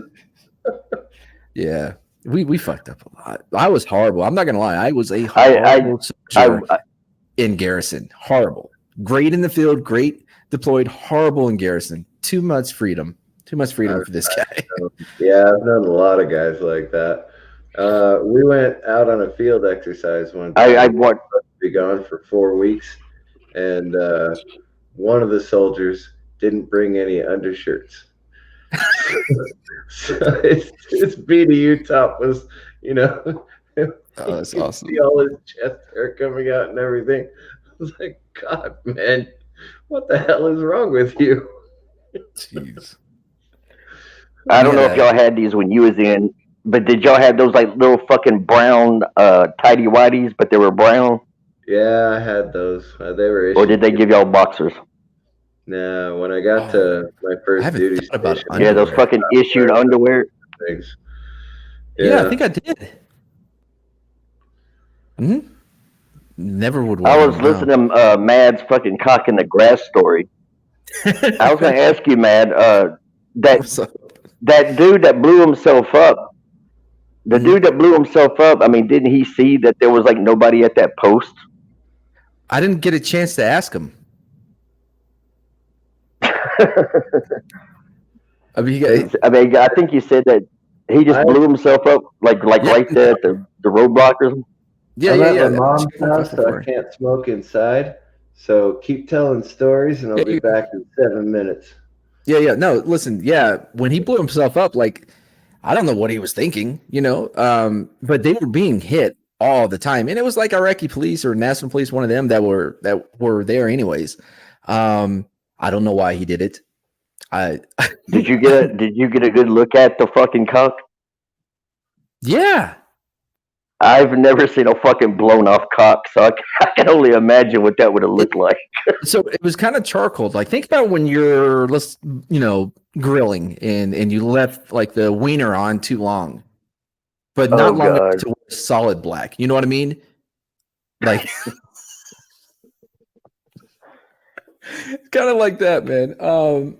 Yeah, no. So, oh, you threw me. Oh, speaking of like getting ready to go out to the field, one time, my buddy Andrew, man, he had to drive for the first sergeant that next morning, right?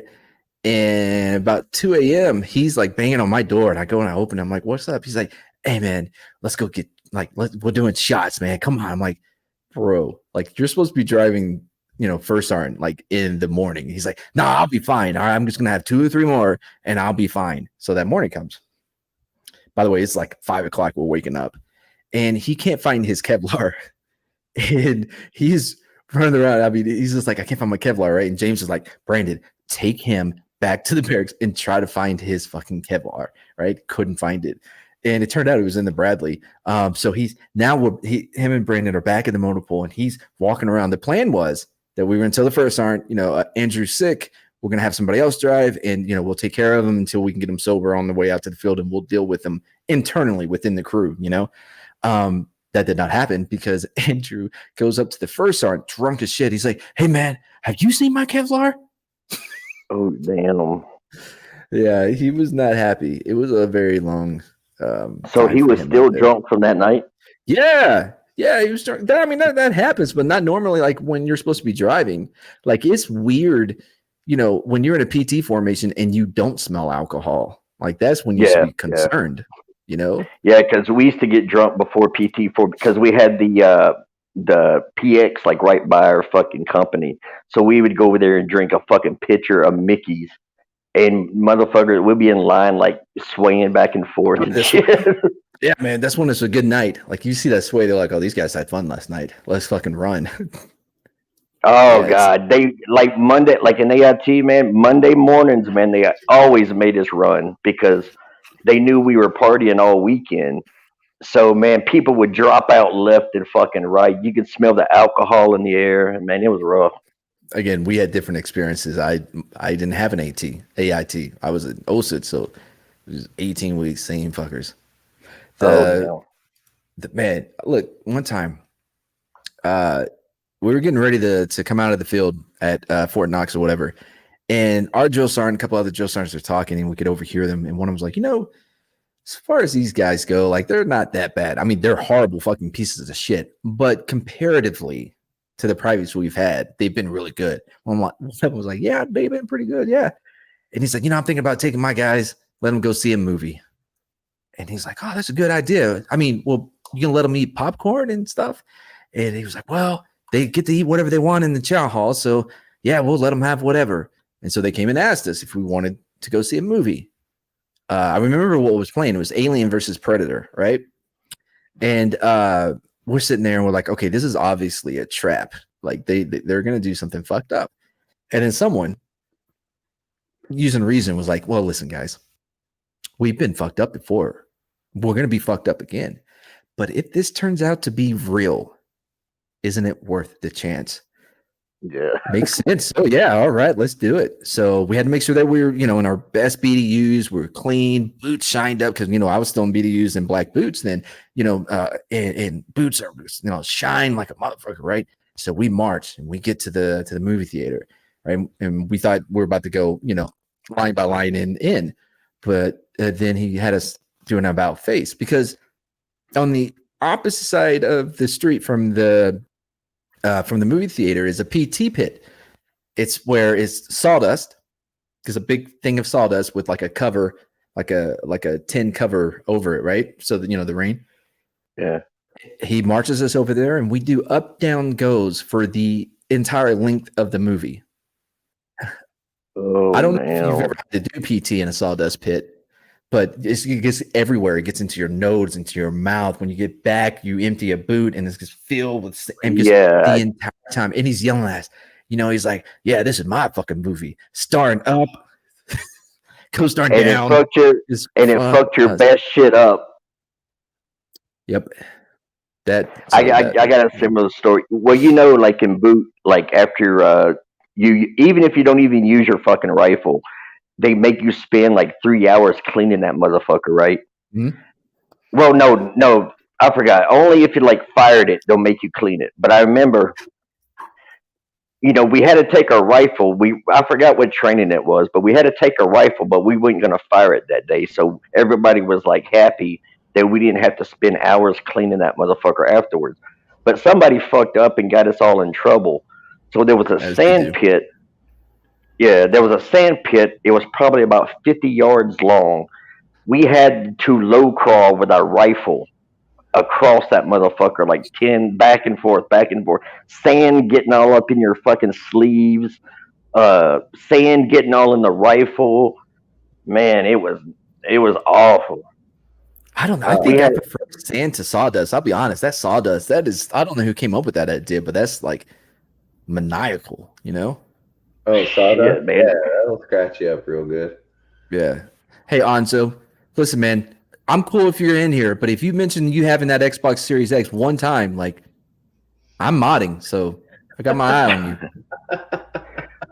Well, guys, I'm gonna have to get up here. My battery's about to die, so it was really nice talking to you guys. Thanks for I see, having man. on. Funny stories, man. I love it. Man, what was it? I forgot what he just said. It just led me to a thing, but anyway, man, yeah, dude, Iraq was it was interesting, man. Oh, have I ever told you my Brokeback Mountain story? Oh, you have not. Cool. I think would like to Anzo hear it. no, Anzo, yesterday, man, I'd been up for over 24 hours at that point because I stayed up to go get my Xbox Series X. That didn't happen. So I went to sleep like at 3 or 4, and I just woke up. What did how do I remove this? Like, I never do this modding shit. I can't figure out how to. There. Anyways, so I've been asleep. I just woke up like a couple hours ago, to be honest. But all right, yeah, no. So me and my buddy Nick, we're in the Haji shop, and it's for anybody that doesn't know, like Iraqis, like they'll be there and they'll sell like movies, like bootleg movies and all kinds of shit. Anyway, we're going through the movies and we're looking for something good, and I came across this one. It was Brokeback Mountain, and on the cover it had Heath and it had Jake, and they're on back like horseback with like rifles, and we're like, holy fuck, dude, a Western with Heath Ledger and Jake Gyllenhaal on board. Right? So we're excited as shit, and we're getting ready to go out on this mission or whatever. So the whole time we're out, man, we're telling everybody, we're like, man, we got this badass Western, dude, with Heath Ledger and Jake Gyllenhaal. We're gonna watch it in Nick's room. Fuck yeah, dude. So we're all pumped. We didn't get a lot of news, for the record. This was 2005, right? So there wasn't a lot of news, like movie news coming in. Anyway, Dude, we were there at the same time. Yeah. I was in Baghdad. I got there late 05 to about April. Key West Base Complex. I was at Falcon. Yeah, there you go. Yeah, Falcon was shit, man. Anyway, so we get back, and it was nighttime by the time we got back, right? And so we take care of everything we had to take care of, and then we all pile into Nick's room, right? And there's guys like, laying on the bed, and he had a love seat. We buy this shit from the people about, that were there before us. I don't know where they get this, but anyway, God, you know what I just thought of? Like, how much semen was probably on that couch?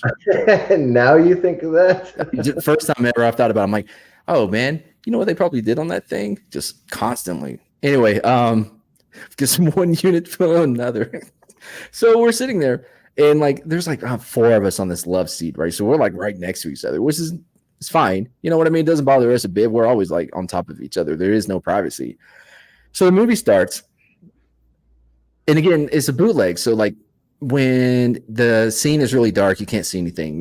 Right. It was going, and I remember people started. Someone was like, "What kind of cowboy movie takes place in the '70s?" I'm like, "Oh, Cowboy Up was in the '90s, man. That was awesome." Yep, on board. We're back on board, right? We just got to wait for it to play out, Right. And then they got in that fight when like they're rolling down the hill, and I was like, "Man, like there's something weird going on. Like there was some undertones to their fight that I'm not sure about right now. I'm not. This is people starting to get uncomfortable, starting to slide away from each other, And then comes this scene, and Heath. I'm pretty sure this is how it went. I haven't seen it since, but Heath was in the tent, and Jake was by the fire outside, and Heath using some sling blade like Billy Bob Thornton voice. He's like, "You can come in here if it's cold," and right? Yeah, like you can come in here. And I remember somebody like, "Well, it would be warmer in the tent." We're like, "Yeah, it would be. It would be." So he goes in. You can't see anything. The screen is just basically just like black. All we hear is like belt buckles flying off, someone spitting in their hand, and we just the lights come on, and everybody gets up, and they're like, "Oh man, like I gotta go take care of this." And one was like, "I need to go clean my weapon, my literal like physical weapon is what I'm speaking now."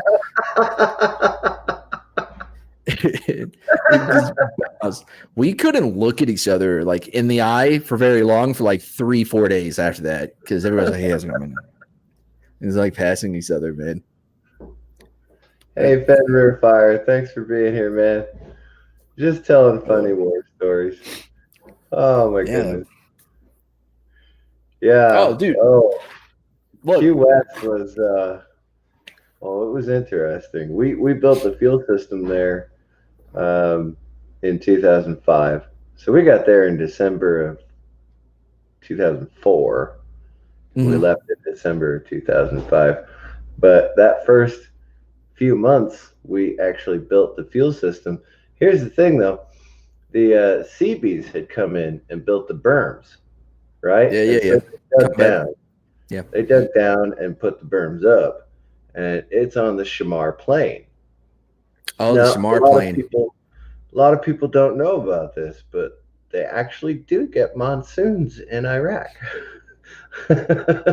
And so, because the Seabees dug down in order to put the berms up for the fuel system we built, when the monsoons came through, we were in hip-deep mud trying to get trucks in and out of there to get them refueled and get them out of the system. Jesus. I mean, we had to bring in the 88s. The 88 is like on an Abrams chassis. It has the towing equipment and stuff like that. And we had to bring those in to pull trucks out 3 times a day, every day, while the monsoons were going on. It's like, that's crazy, man. I don't think we built this fuel system in the right place.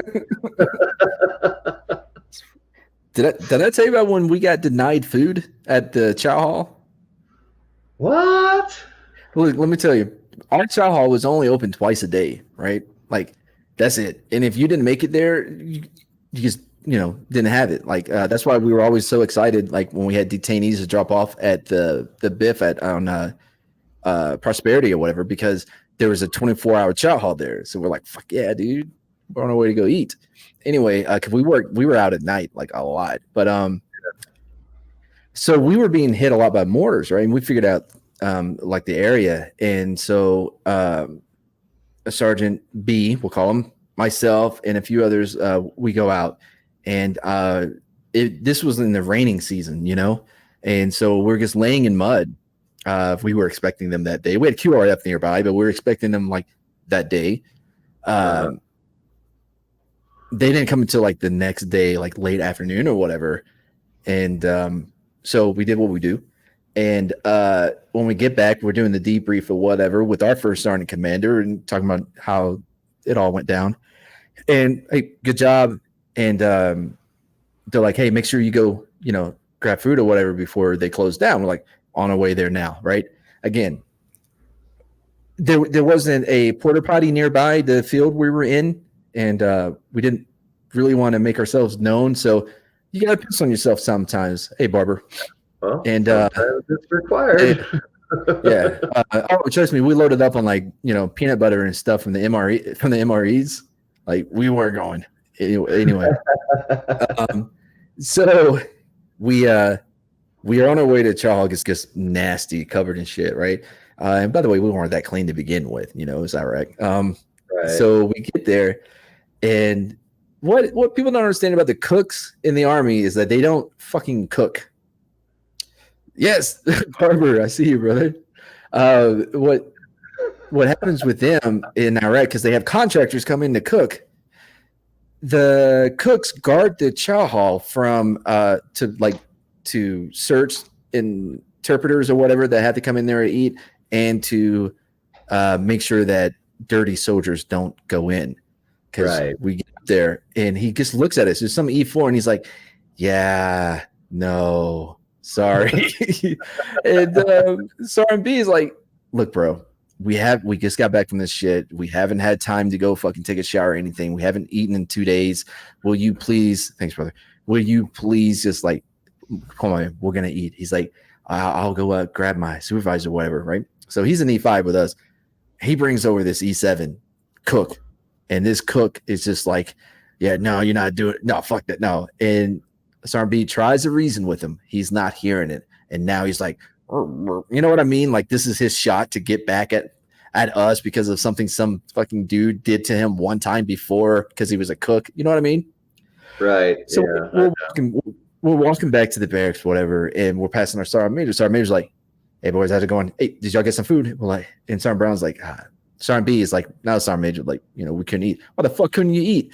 And he was like, they wouldn't let us in. Come with me. And so we go over there with Sergeant Major, and the Sergeant Major finds that E7, and holy shit, on a whole different level of just getting cursed out. It was amazing. So we go into the chow hall. We have our own table, mostly because of the smell, and had that E7 and his little cronies serve us food. Like they had to come. And again, I think this is just to keep us separated, like isolated for the most part. But they had to, like, serve us food while we sit there and ate, man. Yeah, dude. Jeez. Okay, so I was there in 2003. We breached the berm. Yeah. We went in. I was there in 2005 during the surge, right? And then I was there in 2011 when we closed it all down, right? But in 2011, I was a contracting officer. So, I was closing out contracts and stuff. We had to close out the contract for the fuel because all of them were private contractors at that point. It was Kellogg, Brown and Root doing everything. The support groups didn't do anything. They didn't. So we closed the fuel contract, and the fuelers, the 92 Foxtrots, didn't know how to run their HEMTs. So the base was without power for 3 days. We closed the dining facility contract, so all the contractors went home. And the cooks, they burned everything. The dining facility was full of smoke for 3 days. It was like, God almighty. Wow. People never even practice your own job. No, they didn't expect this to happen. No, that's crazy, dude. That's insane, dude. Oh yeah, we ate a lot of MREs that time. Oh, 2003. Now 2003, we sent all the food and water forward. So I was digging through trash trying to find something to eat one time, and I got beef and mushrooms. God, I hate beef and mushrooms. I did too, man. The best one though was the cheese tortellini. I don't care what anybody says. That was the best MRE. Period. Oh, I actually like the spaghetti with the jalapeno cheese. Yeah, mix the jalapeno cheese with I hate the jalapeno cheese. I don't like jalapenos. Like, I hate that, man. Oh, well, fair enough. The hamburger was okay. Before they discontinued it, the scalloped potatoes with ham was my favorite. You Hey never man, even did heard you of ever get that that Jim? Did you ever get the Jim Dean? Like, it wasn't an MRE necessary, barber, but it was like a sandwich, man. It was like in this plastic thing. It's like for people they care about to give them instead of an MRE. And I got one time. It was Yeah, amazing. those tray meals, right? The Jimmy Yeah, Dean. yeah, Yeah, yeah. those are actually pretty Great. good. They're Every awesome. came with a little can of Pringles and Yeah, it was amazing. a little bit of We did apple. not get those. No. Those are good. Did But by the way, did you ever have to do the whole thing where like you have to go up in a guard tower on the base on the fob? Oh yeah. Fuck me, dude.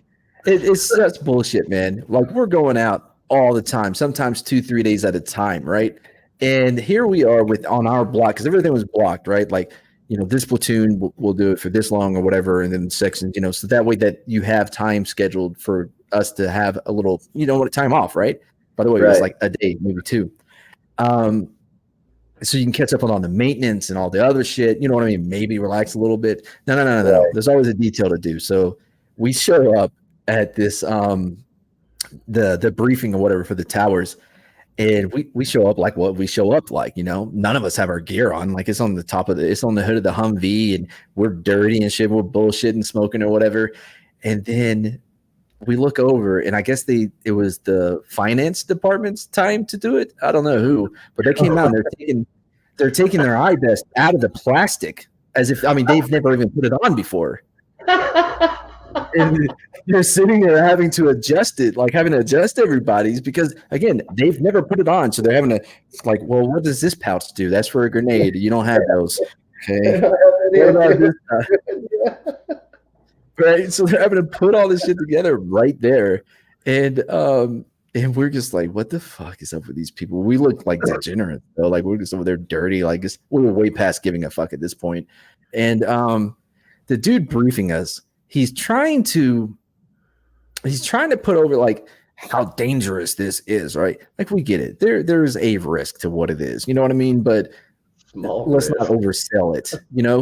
There's always a risk, like a mortar could hit, but he's like, listen, guys, up north and wherever the fuck he was talking about, there was a tower up there and they started getting shot at. And you got to understand, by the way, it turns out like he's told that story at every briefing, like for months, but it's always like, this just happened the other day, guys. So it's still like, gets to make things worse, Like his job is just to drive around the towers to make sure we're not asleep. And that's it. That's what he's supposed to be doing. Anyway, fuck, dude, that was so boring and so long because we didn't have cell phones with like the internet and shit. Like we had to read books, Yeah. Oh my goodness, you had to read books. Yeah. Or we played the name game, Well, like I hated playing games on guard duty. Hated it. You got to do something, man. Like it just depends on who you're with. Like I was with Nick, we were fine. But you play like it's you say an actor, right? And then the other person has to say an actor, but the letter of the last name has to be the letter of the first name. So if I say Adrian Brody, you would say shit. Bruce Willis. Oh, there you go, Brad Pitt, right? So then Penelope Cruz, and then you would just go around until someone doesn't know any better. Right. And there would always be arguments about whether or not porn counts. Yeah, that was always the best. Like that, yeah. And if you do a double, like if you do like I can't think of anybody. Hold on. Oh, Mike Myers, right? It would reverse in order if you're playing with a group. Kind of like Uno. Well, every group has their own separate of course. Separate rules, but yeah, that makes sense. The Mike Myers thing, having to switch. Mm-hmm. That's cool. Direction, yeah. Yeah, man. I've been in some boring fucking details too, man. That was pretty boring. See. Yeah, it was 2003. I was on guard duty, and so I had one guy on the 60 and one of the female soldiers on the we didn't have the Modus. What's the grenade launcher? The M. What, the 203? No, not the 203. It was the That belt fed. thumper thing from the thumper from like the Vietnam War. Yeah, the belt fed grenade launcher. Oh, the Mark 19. Mark 19. Thank you. Oh, Yeah, that thing's fucking legit. I That thing's a love lot of fun. 19. But Fuck yeah. I was sitting in the Humvee, man, in the radio, and we took 2 shots, and it hit our cover, and both of them were like, "Should I fire back? Should I fire back?" Did you see where the shot came from? There's a highway right there. If you shoot your stupid weapons, you're going to hit the cars on that highway over there. Did you see where Jesus. the shot came from? No. Then you're fine. Dude, same thing. Well, not like that, but kind of like that. We found a car that had an ID. It was parked outside of a mosque, right? So we're out there. We call EOD. It takes them, I don't know, a few hours. Like they're there pretty quick, right? Yeah. So they check it out, and then they pull they tow the car kind of away from the mosque. You know what I mean? Because like we're trying not to fuck anything up too much. Right. And before they detonate it, it was a little bigger than what they expected, and it took out like a wall of the mosque area, right?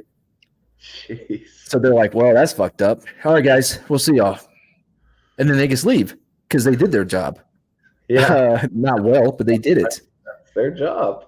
Yeah, so we had to sit out there to wait for the combat engineers to come out to rebuild this wall. That was not quick at all. And where we were, there was like a major fucking route, like pretty close to us, and people would always come by and just take shots at us because we're there, you know. Right. I remember one time, like my spot would always be behind the Bradley, right, and I'm over here, and we start getting shot at. So I make my turn to go get in my spot, and the Sergeant G's there, and he's staring at me. He's like, "Mad Mardigan, get in some cover." I'm like, "You're in my cover." So now I'm having to run back to somewhere else. I remember behind this wall, and I found a flag, one of those flags, the black ones, and had yellow writing on it, right? I'm like, it was on the ground. I'm like, "Oh, that's cool." Like, I'm not taking it from anybody. I'm like, throw that in the back of the Bradley and have something to take home. So I put it like in one of the little boxes in the back, right? And as I'm doing it, this dude, this guy comes up and he's like, "Hey, man, like, those things are cursed." I'm like, "What are you talking about?" He's like, "Yeah, it's like they're a tombstone, it's cursed." I'm like, "Really?" He's like, "I don't fucking know." I'm like, do you not know if it's cursed or you just made up the entire thing? Like, What? he never told me. I put it in. I'm like, what's the worst that could happen? 3 days later, we got blown up. Yeah, well, that is the worst Yeah. thing. Well, that's not quite the worst that could happen, but that's pretty I bad. I didn't tell Andrew or Mike, like to the guys that we got hit with. I did not tell them about that for a very long time. And I remember when we were hanging out. This was probably like a year or two after we had, gotten fucked up or whatever together. And we're at dinner, man, just getting trashed on fucking on the bombs, the Suki bombs. Oh yeah, yeah. Right? Oh, so much fun, dude. And I was like, "Guys, I gotta tell y'all what really happened." Oh man, it was so funny, dude. Mike's like flipping out on me because I cursed us. Again, I still don't know if that was a real thing or he just made it up. I've never gotten the answer to that, but by my experience, I would say it's cursed as fuck. That sounds like it. Yeah. Oh man. Yeah, well. Trying to think if I got anything left to. I got some shit from when I went to the combative course or whatever. But I'm gonna save that though because we have myself and Latino Slant and Kai.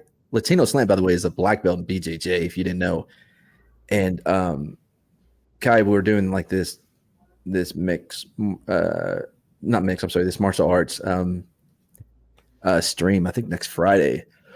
So I wanted to save some of that because I was lucky enough to where when I was in 112 infantry, when I was in the scout platoon, our platoon sergeant was the combative instructor for the brigade, for the 4th Brigade at 4th ID, right? Oh yeah. And he got tired because like we stood up this entire brigade when we got the hood or whatever, and there was like 50 of us, but we were all privates, and I eventually had to leave to go to 810 Cav because They had to take everybody with the last name from A to the C or to A to like F or some shit like that, and put them in another unit because they had no room for NCOs to come in. It was just all of us, like three specialists, and a sergeant first class as a platoon sergeant. And so most days, like we're just like doing urban combat training, playing Halo in the barracks. So he gets tired of that shit. So he decides to put us through the combative instructor courses. Oh wow. Okay. Brother, listen. My God, I've never been so all right, I'm gonna say this one. I've never been so sore in my life, like maybe the second week. I'm driving back. We're on North Fort Hood at that gym up there. You know what I'm talking about? Oh yeah, yeah. Yeah, but you had to go off base to come back on the base to the main base. Yeah. Right. So yeah, there's like 3 of us in my truck, right? And I'm driving, and we're in the because you turn left to get back onto the base, and I'm in the inner lane, right? And there's a truck in the outer lane. And so when we turned, I was so sore I could not move my arms to turn the wheel, and I just drifted into the truck next to me. Oh no. And we pull over, and this old Hispanic Vietnam vet comes out, and he's screaming.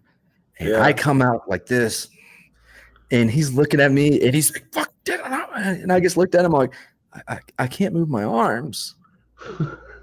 I can't move my arms." And he looks at me, and I'm in ACUs. Oh no, I'm sorry. I was in BDUs at the time. Sorry, this was before we switched to ACUs. I was in BDUs, and I had like tennis shoes on because the PT thing. And he looks at me, and he's like, "It's all right, brother. We've all been there before." Yeah. Do you know how pathetic you have to be to calm down the PTSD of a fucking Vietnam vet? They're on another level of PTSD. That's how broken I was at this point. Yeah. Broken. I'm not kidding, man. We started with 50, and there was 15 at the end. Yeah, my first hand-to-hand instructor was Special Forces, and my second hand-to-hand instructor was a mixed martial arts champion. I was like, okay, Nice. I'm going to be in a lot of pain by the end of these courses. Oh, listen, mine. I think he may have broken my ribs. I never went to sick call to like find out, because I don't want to be a sick call ranger.